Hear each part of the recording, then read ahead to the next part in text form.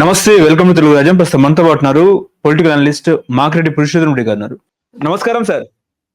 నమస్తే అండి, చెప్పండి సార్. ముఖ్యంగా నిన్న పులివెందుల జడ్పీ ఉప ఎన్నికలు చూసాము. అదేవిధంగా ఇవాళ జగన్మోహన్ రెడ్డి ప్రెస్ మీట్. నిన్న జరిగిన ఎన్నికలు ప్రజాస్వామ్యబద్ధంగా జరగలేదు అని చెప్పేసి కూడా ఇవాళ వైసీపీ అధినేత మాజీ సీఎం జగన్మోహన్ రెడ్డి చెప్తున్న పరిస్థితి.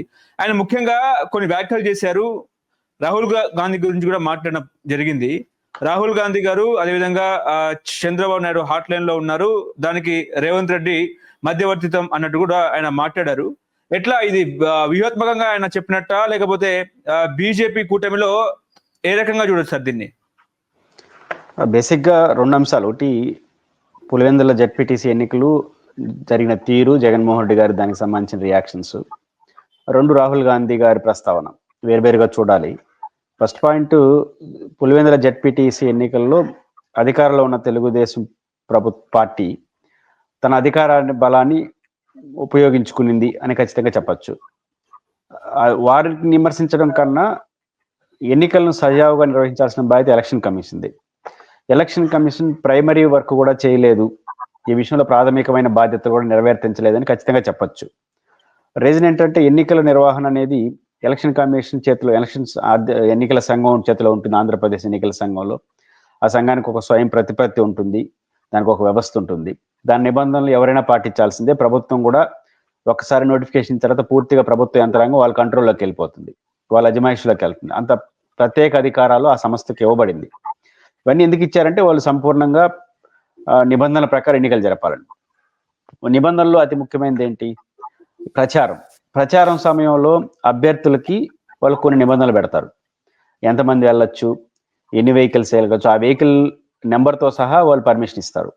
బహుశా ఒక అభ్యర్థికి ఒక వెహికల్, సహాయంగా ఇంకొక వెహికల్, లేదా జనరల్ ఏజెంట్కి ఒక వెహికల్, ప్రచారానికి ఒక వెహికల్, ఇట్లాంటి తప్ప అదనంగా వెహికల్ రావు. కానీ పదుల సంఖ్యల్లో, వందల సంఖ్యల్లో వెహికల్స్లో ప్రచారం జరిగినట్టు పరస్పరం ప్రత్యర్థులు ఆరోపించుకుంటే అది ఆరోపణగా చూడవచ్చు. ఎవరికి వాళ్ళు స్టేటస్లో పెట్టుకున్నారు, మేము పులివెందుల్లో ఇన్ని వెహికల్స్తో ప్రచారం చేసాం, ఇన్ని వెహికల్ తిరిగామని. అది టీవీలో వచ్చాయి. ఇంత జరుగుతున్నా కనీసం ఒక నోటీస్ ఇచ్చే ప్రయత్నం ఎలక్షన్ కమిషన్ చేయలేదు. రెండు, గతంలో నిమ్మగడ్డ రమేష్ కుమార్ గారు కూడా ఎలక్షన్ కమిషనర్ ఉన్నప్పుడు విమర్శలు, రాజకీయాలు ఎన్నున్నా ఆయన ఒక ప్రయత్నం అయితే మంచి ప్రయత్నం చేశాడు. ఏదైనా ఎస్పీ పైన కానీ, కలెక్టర్ పైన కానీ, అది రాష్ట్ర వ్యాప్తంగా జరిగింది కాబట్టి ఎలక్షన్స్, పరస్పరం రాజకీయ పార్టీలు ఫిర్యాదు చేసుకుంటే అట్ ఇమీడియట్ ఎఫెక్ట్ ఆ రోజున ఎలక్షన్ కమిషన్ నిమ్మగడ్డ గారు సంబంధిత అధికారులకు వివరణ కోరేవారు. వివరణ కోరడం అంటే పనిష్ చేయడం కాదు, క్లారిఫికేషన్ తీసుకోవడం. ఆరోపణ, వివరణ రెండు చూసి తన జడ్జిమెంట్ చేసేవాడు, ప్రపంచానికి చెప్పేవాడు. ఆ రకంగా ఎలక్షన్ కమిషన్ తన అస్తిత్వాన్ని కాపాడుకునింది. ఆ రోజు రాజకీయ విమర్శలు ఎన్నైనా చేయొచ్చు, యాక్టివ్గా ఉండింది. కానీ ఈసారి ఆంధ్రప్రదేశ్ ఎలక్షన్ సంఘం ఆ ప్రయత్నం కూడా చేయలేదు. వైసీపీ అనేక ఆరోపణలు చేసింది, తెలుగుదేశం అనేక ఆరోపణలు చేసింది. ఎవరు ఆరోపణలు కరెక్టు, ఎవరు ఆరోపణలు తప్పనే జోలికి నేను వెళ్ళట్లేదు.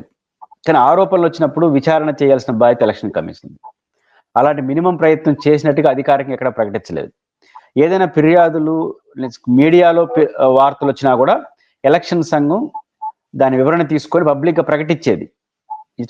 దీన్ని నమ్మద్దని, లేదా చర్యలు తీసుకున్నామని, ఏర్పాట్లు చేస్తున్నామని. ఇవే ప్రయత్నం అంటే క్రియాశీలకంగా ఎలక్షన్ సంఘం లేదు. పూర్తిగా అక్కడ ఉన్నటువంటి అధికారుల చేతిలో పెట్టేశారు.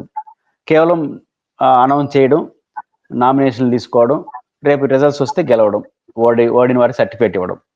ఇంతకు మించి మాకేం పని లేనట్టుగా ఎలక్షన్ కమిషన్ వ్యవహరించింది. అందువల్ల ఎలక్షన్ కమిషన్ ఇలా వ్యవహరించడం వల్ల ఎవరు అజమాయిషీలు ఉంటే వాళ్ళకి చేతుల్లోకి ఎలక్షన్ వెళ్ళిపోతుంది. అలాంటి ప్రయత్నం పులివెందుల్లో జరిగింది. ఖచ్చితంగా 15 బూతులు ఉన్నటువంటి పులివెందుల్లో రేపు ఫలితం వచ్చిన తర్వాత ఇంకొంచెం క్లారిటీ అవుతుంది. ఎలక్షన్ సంఘం నాయకత్వంలో జరిగిన ఈ ఎన్నికలు ప్రజాస్వామ్యబద్ధం జరిగాయా, ప్రజలు ఓట్లు వేసినారా, లేదా మాల్ ప్రాక్టీస్ జరిగాయా? తెలుగుదేశం చెప్తున్నట్టుగా ప్రజలు ఓట్లు వేసినారా, వైసీపీ చెప్తున్నట్టుగా 90% రిగ్గింగ్ జరిగిందా అన్నది రేపు ఫలితం చెప్తుంది. ఫలితం అంటే అర్థం ఏంటంటే, 2024 1 year బ్యాక్ జరిగిన ఎన్నికల్లో జగన్మోహన్ రెడ్డి చాలా తీవ్రమైన క్రైసిస్ ఎదుర్కొన్నాడు. రాష్ట్ర వ్యాప్తంగా ఘోరంగా ఓడిపోయినాడు. 11 సీట్లు పరిమితం అయిపోయాడు. సొంత జిల్లా కడప జిల్లాలో కూడా మెజారిటీ సీట్లు ఓడిపోయినాడు. బహుశా వైసీపీని పెట్టినప్పటి నుంచి ఇప్పటి వరకు జగన్ గారు చాలా సీరియస్ క్రైసిస్ ఎదుర్కొన్నది పులివెందుల రాష్ట్ర వ్యాప్తంగా జరిగినటువంటి 24 ఎన్నికలే. అలాంటి క్రైసిస్ లో కూడా ఇంకోవైపు చెల్లి వాళ్ళందరూ కూడా వివేకానంద రెడ్డి కేసు తీసుకురావడం, ఇవన్నీ జరిగిన తర్వాత జరిగిన ఎన్నికల్లో కూడా జగన్మోహన్ రెడ్డి గారు 60,000తో గెలిచినాడు. ఇదే జెడ్పీటీసీలో ఇప్పుడు జరుగుతున్న పులివెందుల జెడ్పీటీసీ పరిధిలో 6,000 పైచిలకు ఓట్లు వైసీపీకి పడితే 2,000 పైచిలకు ఓట్లు తెలుగుదేశానికి పడ్డాయి. అంటే ప్రతి 4 ఓట్లలో 1 ఓటు తెలుగుదేశానికి, 3 ఓట్లు 1/4 మాత్రమే తెలుగుదేశానికి, ఫోర్త్ థర్డ్ దాదాపు 3 ఓట్లు వైసీపీ పడ్డాయి. రేపు ఫలితం ఉల్టాగా వచ్చింది అనుకోండి, ఎన్నికలు ఎట్లా జరిగాయో అర్థం చేసుకోవచ్చు. వాళ్ళు చెప్పొచ్చు గెలిచిన వాళ్ళు మేము గెలిచామని. అదే ఫలితం కాకపోయినా కొంచెం అటు ఇటు రావాలి. ఉల్టా రాదు కదా, ఈ 1 yearలో ఉల్టా రావడానికి ఏముంది. కాబట్టి రేపు జరిగే ఫలితాల్లో ఎవరికి ఎన్ని ఓట్లు వస్తాయని దాన్ని బట్టి మనం ఈజీగా అక్కడ జరపచ్చు. ఏదైనప్పుడు కూడా తీవ్రమైన ఆరోపణలు ఉన్నాయి. ఎలక్షన్ సంఘం తన విధులను ప్రాథమిక నెరవేర్చడం వైఫల్యం చెందిన కారణంగా మాల్ ప్రాక్టీస్ జరిగి, అది ఏ స్థాయిలో మాల్ ప్రాక్టీస్ జరిగే అనే విషయం మనకు కనపడతానే ఉంది. దాని రిఫ్లెక్షన్ జగన్మోహన్ రెడ్డి గారు చాలా సీరియస్ గా 1-to-1 జరిగిన విషయాలని చెప్పారు. బహుశా కోర్టుకి ఈరోజు బహుశా లంచ్ మోషన్కి వేస్తారేమో.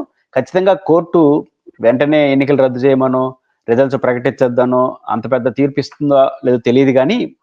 కానీ ఎన్నికల సంఘంలో పనిచేసిన అధికారులందరూ మాత్రం కోర్టు మెట్లు ఎక్క తప్పదు. ఎందుకంటే చాలా మాల్ ప్రాక్టీస్ లో చాలా వైఫల్యాలు కనిపిస్తున్నాయి. కాబట్టి ఖచ్చితంగా న్యాయ పోరాటంలో వైసీపీకి ఖచ్చితంగా ఎలక్షన్ కమిషన్ ముందు వీళ్ళు దోషులుగా నిలబడక తప్పదు. కానీ ఇప్పుడు నిన్న జరిగిన జెడ్పీటీసీ ఉప ఎన్నికల్లో రిగ్గింగ్ జరిగిందంటారా? అదేవిధంగా వైఎస్ఆర్సీపీకి సంబంధించిన ఏజెంట్లు పోలింగ్ బూత్లో ఎందుకు అలో చేయలేదు అన్నట్టు కూడా జగన్మోహన్ రెడ్డి వ్యాఖ్యలు చేశారు. ఎట్లా చూస్తారు సార్ మా రిగ్గింగ్, దొంగ ఓట్లు, అదేవిధంగా ఏజెంట్లను లోపలికి రాకుండా చూడడం అనేది? చాలా బేసిక్ గా అక్కడ 10,600 ఓట్లు ఉంటాయి. ఈ 10,600 ఓట్లలో ఎక్కువ మంది ఓటర్స్ ఈదుల్లోకి వచ్చి మమ్మల్ని ఓట్లు వేయలేదు అని మాట్లాడారు. 2, వైసీపీ ఏజెంట్లందరూ మూకుమ్మడిగా మమ్మల్ని లోపలికి అలౌ చేయట్లేదు అన్నారు. ఒకవేళ వైసీపీ అబద్ధమే చెప్పింది అనుకుందాం, వైసీపీని అభిమానించే ఓటర్లు అబద్ధాలు చెప్పారనుకుందాం, 2 అబద్ధాలు చెప్పారనుకుందాం. కానీ ఎలక్షన్ కమిషన్ ఉదయం 10 గంటలకే మమ్మల్ని ఓట్లేని లేదని అంటుంటే ఎలక్షన్ కమిషన్ నుంచి ఒక ప్రకటన వచ్చి ఉండాలి. ఇట్లాంటి వార్తలు వస్తున్నాయి, రిటర్నింగ్ ఆఫీసర్ ఆడికి వెళ్ళండి, పోలీసులు ఆడికి వెళ్ళండి అని వచ్చుండాలి. కానీ ఆ వివరణ కూడా రాలేదు. కానీ దీన్ని బట్టి చూస్తే ఏమవుతుంది? రెండోది, ఇప్పుడు వైసీపీ వాళ్ళు ఇప్పుడు జగన్మోహన్ రెడ్డి గారు కొన్ని ఆధారాలు కొన్ని వ్యక్తులు చెప్పాడు. ఇప్పుడు తెలుగుదేశం సమాధానం చెప్పాలి కదా. ఇప్పుడు ఆయన కొన్ని పేర్లు చెప్పాడు, కమలాపురం నుంచి పలానా ఆయన ఫోటోలతో సహా. అది అవునో కాదో చెప్పాలిగా. అది అవును అంటే మాత్రం మాల్ ప్రాక్టీస్ జరిగినట్టే కదా. 2, తెలుగుదేశం పార్టీ కూడా మేము తప్పు చేశాము, మేము మాల్ ప్రాక్టీస్ చేయలేదు అనే దానికి ఇచ్చే ప్రాధాన్యత కన్నా గతంలో మీరేం చేశారంటున్నారు. గతంలో జరిగిన జెడ్పీటీసీ, ఎంపీటీసీ ఎన్నికల్లో మీరేం చేశారు అంటే మీరేం చేశారంటే అర్థం ఏంటి? మీరేమైనా మాకన్నా భిన్నంగా చేశారా? మీరు చేశారంటే మేము చేసినాం అన్నట్టు అర్థం. ఇంకా మాల్ ప్రాక్టీస్ జరిగినట్టే కదా. వాళ్ళ మాటల ప్రకారం కూడా తెలుగుదేశం కానీ వాళ్ళని సమర్థిస్తున్న కొన్ని మీడియా సంస్థలు కానీ చెప్తున్న మాట ఏంటంటే గతంలో మీరేం చేశారు, గతంలో మీరేం చేసినారు అంటే ఇప్పుడు మేము చేసిన దాన్ని మీరు ప్రశ్నించొద్దని అర్థం. కాబట్టి ఇవన్నీ చూసినప్పుడు ఖచ్చితంగా జరగకూడని పద్ధతిలో ఎన్నికలు జరిగింది అనేది మాత్రం నిజం. ఎంత మోతాదులో జరిగింది, ఏ స్థాయిలో జరిగిందని రేపు ఫలితం వచ్చినప్పుడు తెలుస్తుంది.